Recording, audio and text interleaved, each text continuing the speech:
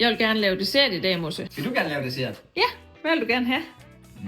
Hvad vil du gerne have, Bobbe? Jeg tror gerne, vi vil have en baked Alaska. Hold op, det får I altså ikke. Nå, så vil vi gerne have det der protein-bananbrød, du laver nogle gange. Det kan jeg godt klare.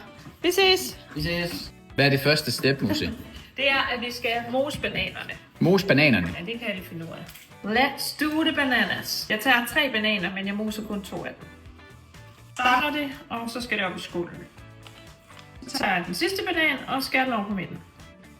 Så jeg 3 æg ud i skålen. Der må ikke komme skaller med, men det kan godt være, at du får en lille æggeskal. Det tager du ikke skade af. Så pisker vi æg og bananer sammen. 1 stor teske bagepulver. En lille teske vaniljesukker. En halv deciliter vaniljeproteinpulver. Så kan jeg godt lide at putte hytteost i. Jeg putter 2 spiseskefulde af. Min saltmængde, den er på slow. Så pisker vi igen. Kommer der havregryn i. Og det vigtigste, chokolade. Og vi pisker. Lad mig lige vise dig et smart hack, skat.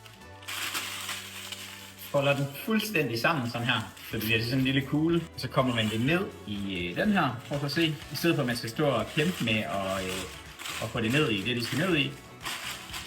Upsi. Så er den klar. Det var bare mega smart. Så hælder vi bare dejen i. Så lægger vi lige 2 halverede bananer i. Så er den klar til at komme i ovnen.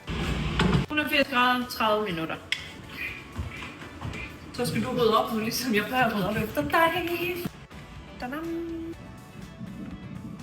Den ser da meget god ud, synes du ikke det, Musse?